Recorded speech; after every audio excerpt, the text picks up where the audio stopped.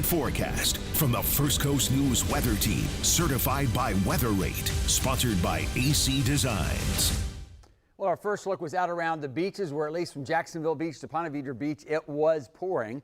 Let's take a look out to the west, at least from our vantage point. There's the south side, and you can even see a sign of there's some sun here or there. So I certainly don't want to imply that it's raining everywhere, but where it's coming down, there's some pretty heavy downpours. So let's go back to the radar. Again, I haven't seen any new severe thunderstorm warnings. I don't expect any.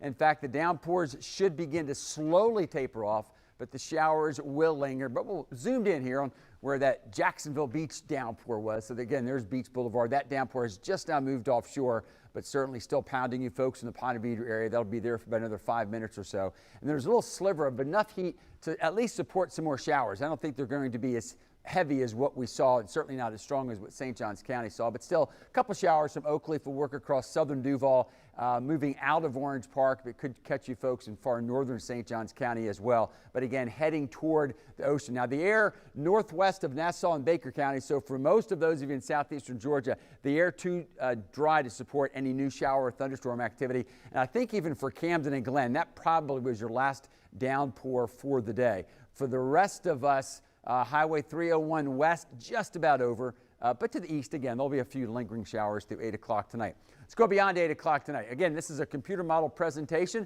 but I think it does a pretty good job. Still will show as we go through the night tonight, moisture coming out of the Gulf of Mexico. That'll combine with heat tomorrow for still a few showers and thunderstorms around, but I think overall tomorrow, not as many showers and thunderstorms as we saw today. From northeast Florida on to the south. For those of you over South Georgia, maybe some isolated showers. So I think for most of us, it's going to look like this. Partly cloudy skies. First day of October, pretty darn warm. Back up to 88, and really this is the clue. When you have a low of 74 degrees in early October, that means humid. So it's going to feel like the 90s tomorrow, but there will still be a few showers around, hitting about 30% of us. Again, more likely over northeastern Florida than over southeastern Georgia. Winds will be pretty light, but out of the northwest. That'll help the heat a little bit.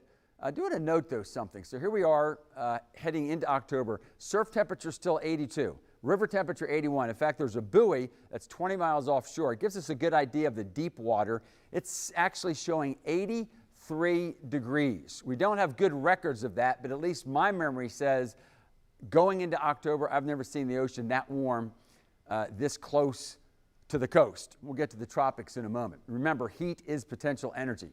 Wednesday, not as humid, still above average for this time of the year, but maybe all the way down to 70. Kind of joking there, but still, compared to how it's been, there will be some maybe middle and upper 60s for those of you west and northwest of downtown. But then by Thursday, a front drops in. That'll start to produce a few showers. Now, notice I'm still saying overall partly cloudy, but there will be a few showers, and those northeast winds will pick up, and that'll be a clue to the theme developing from Thursday through at least Monday. Real quick, let's talk about the tropics. I'll say this actually real quick. Right now, nothing to worry about, but one system to focus on, if that makes sense. Isaac, Joyce, I've already forgotten the name because I'm running out. Oh, it's going to be Milton. Milton will be the next one forming. What about it? But for those of us, what about all of this? So the system in the Caribbean, we do think that eventually it's going to be a pretty big rainmaker. Might it become a named storm? It could. Might it become a hurricane? It might. At this point, I don't think anything more than about a Cat 1, if at all. If it becomes hurricane, I think it will stay well to our south. But because of a front dropping into the area, the northeast winds will increase, and we're going to have increasing shower activity. Now, I don't have to tell you that we've had a very wet August and September. In fact, at least Southwick has put together an article about that, about how high those numbers are. So obviously we don't need any new additional rain. Now notice I have 60% coverage, so that means none of this is a guarantee. But certainly, especially for those of you that are sensitive to at least street flooding, keep a close watch on the forecast as that Caribbean system heads toward the Gulf of Mexico and at least closer to the First Coast.